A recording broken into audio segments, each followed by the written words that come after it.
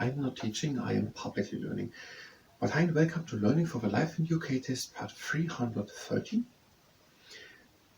The government part 5 or something. No, we're done with that. We are doing where to vote. Did we have it also? Then we're doing standing for office. We're doing standing for office. So 313 standing for office, that's on the page 122. While doing leg injury prevention training, and if you participate in the leg injury prevention training, that is at your own risk.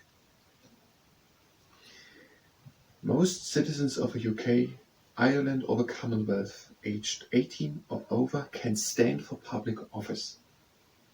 There are some exceptions, including members of the armed forces, civil servants, people found guilty of certain criminal offences.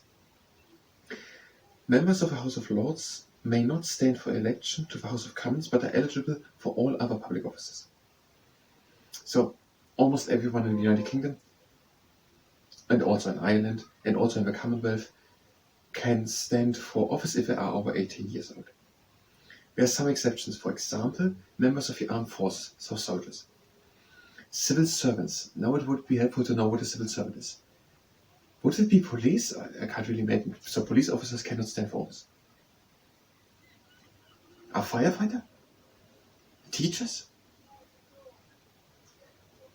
I don't know what civil servants are. It was never said. It was said what we do and what we work, but not what job they do.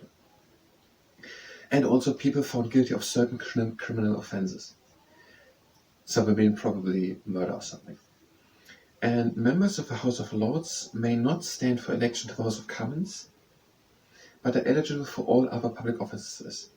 So the members of the House of Lords, they cannot say vote for me as a member of Parliament for the House of Commons. They can't be in both. But they can stand to do other offices.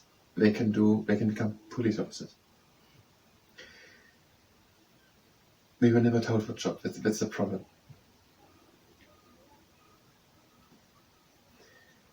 I think everyone would now say it's not a problem. We just have to learn what is written here and not try to understand it. That is not the approach we're having here. So that was the other idea, that maybe the monarch cannot vote, or cannot be voted, that the monarch cannot become prime minister or something like that. So here's at least something similar, that the members of the House of Lords cannot become members of the House of Commons. They cannot stand for vote. So basically everyone, so over 99% of the citizens of the United Kingdom, and the same in the Commonwealth and Ireland, when they are over 18 years old, can stand for office and become the member of Parliament. Exceptions are members of the armed forces, so soldiers. That's just written here, but I still have one question. Why? And then also civil servants, they want to know who they are, and then also why, and people found guilty of certain criminal offences. So these three, and probably some people more. But it's not mentioned here why, but the most people can, so 99% or more. That's it, that's standing for that. Now we're going to do nothing new anymore. If you're just here for visiting Parliament and the devolved administrations, that's when people can visit them, when we can drive there and visit them. So if you're just here to know that, then you better actually go to the route planner or something like that. But you can go to the next part. Otherwise, we're going to do now what? Again, check. So that again we can. So you can go to the next part if you're just here for visiting the Parliament, or you go to the Parliament to visit the Parliament. We're doing no leg injury prevention training. If you participate in that, that's at your own risk, and we're going to try this time. How many of the exercises, 6 or 7, are possible by reading a book? The first one, not.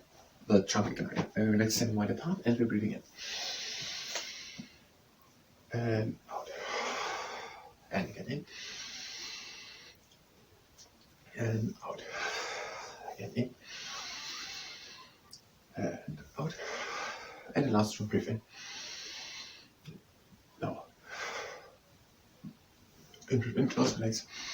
And out. So, first exercise. Bearing your standing leg. Bearing the other leg with a flexed foot in the air. And we're swinging it in front and to the side. In front and to the side. The foot is flexed and the toes are pointing more or less in front out. Let's look at this possible.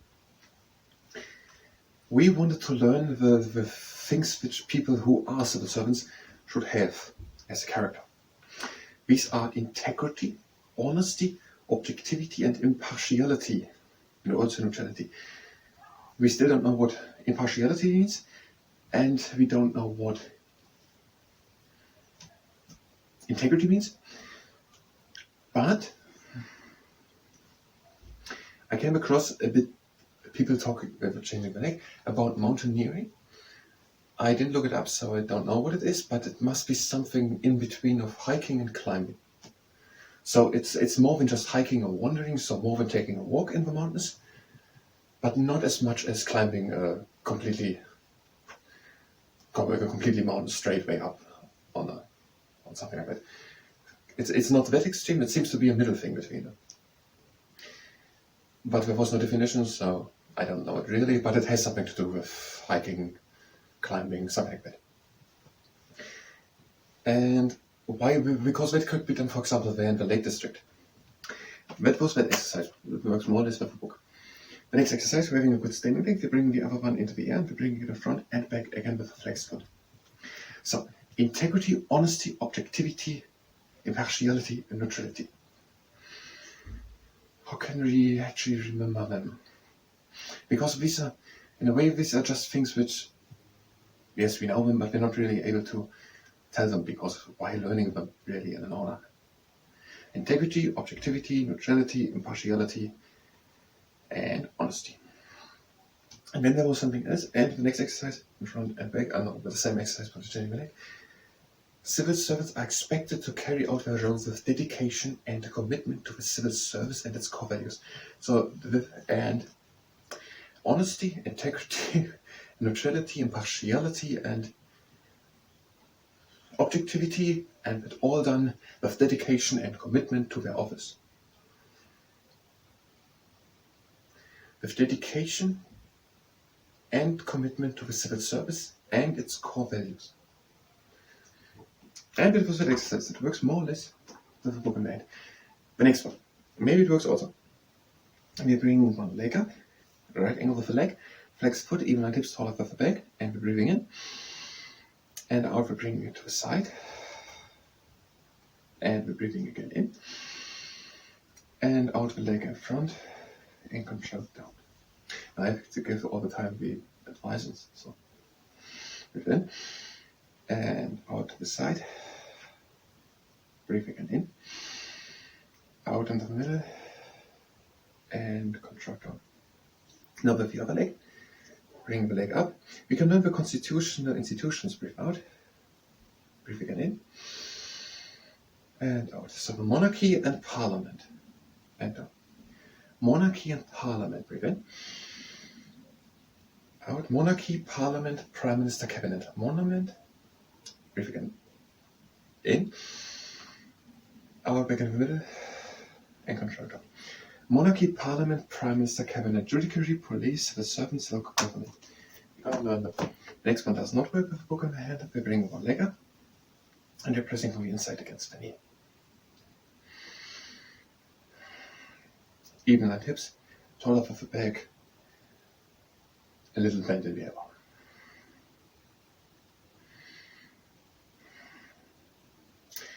That was the exercise. The other leg up, even line hips, taller with the back, a little bend in the elbow. And that's what it is. So this one does not work with a book. And the next one even less. Again, one leg up, same setup, and the knee presses up to the side and up to the side. Even line hips, taller with the back, and the knee presses up and to the side, up and to the side.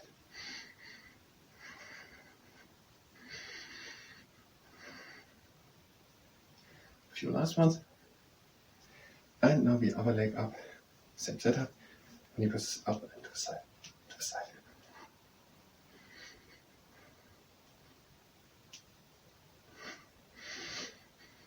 A few more. Even line hips, taller with the back. And let's try the next one. So So I've got standing leg, place one hand on tummy and one on lower back to control that you don't fall back. Lift one leg straight up with a flexed foot. If the quad muscle is cramped, then bring it up and point the foot. So try to bring it high up. That's not really work. Monarchy and Parliament. Monarchy and Parliament. Try to bring the leg higher. Monarchy and Parliament. Prime Minister and Cabinet. Monarchy and Parliament. Prime Minister and Cabinet. Try to bring the leg higher. And then the judiciary, which are the courts. And I'll bring the leg up and point the foot. This does not really work. Look. And the other leg. Bring it up in a straight line. Monarchy and Parliament, Prime Minister and Cabinet, judiciary. Judiciary and police. And then civil servants. Judiciary and police, bring your leg higher. Judiciary and police, civil servants and local government. Judiciary, police. Monarchy, Parliament. Let's make it like that. Monarchy, Parliament, Prime Minister, Cabinet. Judiciary, police, civil service, police, civil service, local government. And bring the leg up. Point the foot. And it was the exercise. Now the next one works. Look. One toe points to the outside, the other one is with the heel on the ground, and we're lifting it up. The whole movement just comes from the hips. And don't do too many, so 5 or 10 are just enough. Judiciary, police, civil service, local government. Police, civil service, local government. Now here, that would be something great to learn with the dance. We talked about it 200 parts ago. So I'm rather have it as a picture as how it all is structured together. But that could be actually learned with dance. With some other movements for everything. And local government, something like that. So the one could even take the things into the dance which remind one of them. Monarchy, a crown or something like that. So the monarchy and parliament. The monarchy and parliament, prime minister and cabinet, I rather have this as a structure. But that would be something really as a dance, and we could almost, not a complete dance, but a little bit, just a few arm movements, just to learn. But I wanted it as a tablet, maybe later. So monarchy and parliament, prime minister and cabinet, judiciary and police, civil servants and local government. And we're changing the leg. No, but that we still can't do, we're still not able to do, we still can't do all cricket vocabularies. We're having rain stop play and batting on a sticky wicket and playing a strong bat.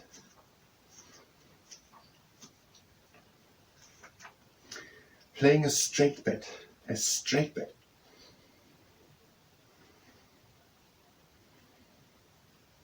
It's interesting. Playing a straight bat. So, rain stop play, batting on a sticky wicket and playing a straight bat. Now we bowl the googly. Bowl the googly. And then it's just not cricket. Bowl the googly. We have to start with the last exercise. We have just 2 minutes. The first one you can do 4 variations. The stand, like that. The second one is the horse, and just out, handing it in and out. Or the camel, you bring it up, bring it back, and up, and you bring it back. That's way more complex than the actual one.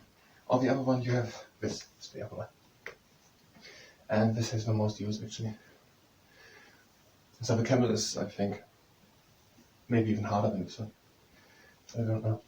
So you have a long leg, and the foot is flexed at the swinging leg. You have a tall standing leg.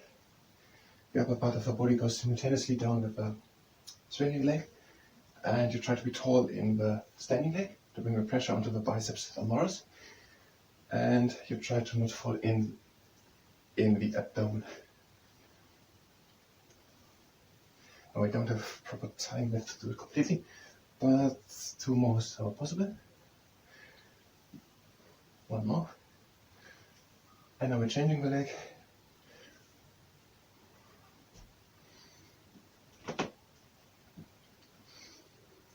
Taller the standing leg.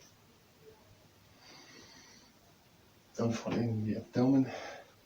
Flexed foot, the upper part of the body goes simultaneously down when the legs comes up. And last 2.